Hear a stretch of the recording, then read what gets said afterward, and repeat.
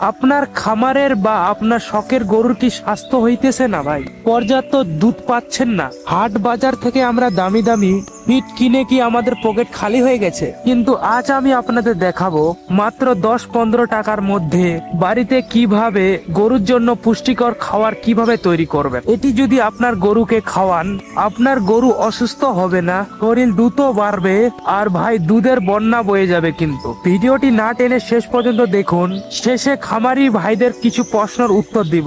এখন পুষ্টিকর খাবার বানাইতে কি কি প্রয়োজনীয় জিনিস লাগবে সেটি একটু জেনে নিই ভালো করে। 1 নম্বর, গমের ভুসি বা চালের কুড়া, আমরা বাংলা ভাষায় ভুসি বলি মনে হয় ওটাকে। তারপরে লাগবে খৈল, সরষা বা তিল।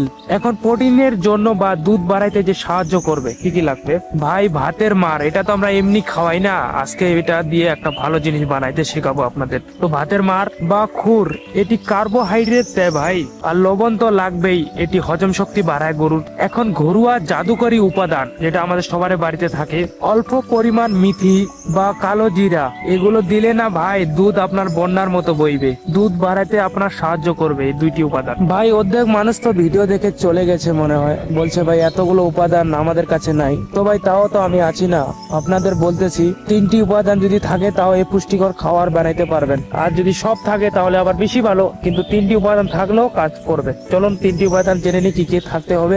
1 নম্বর উপাদান হচ্ছে ভাতের জল, যে আমাদের দেশি ভাষায় মার বলি আমরা, ওটা 1 নম্বর উপাদান, ওটা থাকতেই হবে, এটা তো সবার ঘরে থাকেই। 2 নম্বর উপাদান হচ্ছে লবণ, এটা তো ভাই সবার কাছে আছে ভাই, লবণ লাগবে। 3 নম্বর উপাদান হচ্ছে আমাদের ভাই চালের কুড়া বা গমের ভুসি। চালের গুঁড়াটাকে বলে কি বলো তো, আমরা তো সবাই তুষ বলি বা ভুসি বলি, ওটা লাগবে। এটি তো অনেক সস্তা ভাই, এটি তো অনেক সস্তা, আমাদের গ্রামে পাওয়া যায় মেলের মধ্যে, বা আমরা বাড়াইতে সবাই যখন ধান পিছাতে যাই না, এটা তো ফ্রিতে দিয়ে দেয় আমাদের। আর এটি গরুর পেট ভরার জন্য খুব দরকারি উপাদান ভাই। মানুষের কিছু কমন প্রশ্নটা একটু জেনে নি। এক ভাই বলেছে যে ভাই আমার কাছে তো ভুসি কেনার টাকা নেই, আমি কি করব? ভাই আপনার বাড়িতে যে ভাতের জলটি আছে বা মার বলি আমরা, সামান্য লবণ মিশিয়ে গরুকে দিয়ে দিন আপনার জন্য শুধু। এর কাছে যদি আবার কুচিয়ে কিছু ঘাস দিতে পারেন না, তাহলে এর কার্যকরিতা আরো অনেক বেড়ে যাবে, তবে আপনার গরু সুস্থ থাকবে ভাই। তো ভাই আরো মানুষদের প্রশ্ন আছে, ওটা লাস্টে বলতেছি। এখন কিভাবে তৈরি করবেন ওটা একটু জেনে নি ভালো করে। প্রথমবারে খৈলকে একটু ভিজিয়ে রাখুন, যেমন এটি একটু নরম হয়, বুঝতে পেরেছেন? এরপর এতে ভুসি বা কুড়া মিশান, ভাতের মার কুসুম গরম অবস্থায় এতে যোগ করুন ভাই। সবশেষে পরিমাণ মতো লবণ দিয়ে দিন, তারপরে মিথির গুঁড়া মিশিয়ে দিন। মিশ্রণটি ভালো করে তৈরি করুন। মনে রাখবেন মিশ্রণটি খুব যদি পাতলা না হয়, বুঝতে পেরেছেন?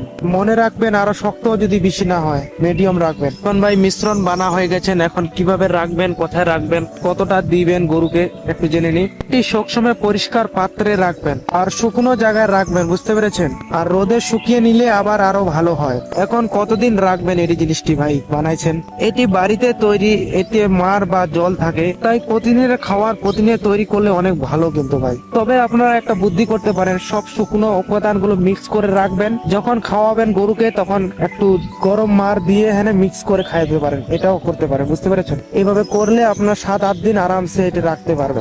পচা আর বাসি খাবার গরুকে দিবেন না ভাই, ওটাও তো প্রাণ না ভাই, মানুষ না হলেও তো প্রাণ ওটা একটা। মানে সবকিছু বানাইছেন, এখন গরুকে কতটা পরিমাণে দিবেন একটু জেনে নিন। একটি পূর্ণ বয়স্কর গরুকে দিনে 2 বার দিবেন বা একবারও দিতে পারেন, সকালে আর বিকালে। তো কতটা পরিমাণে দিবেন?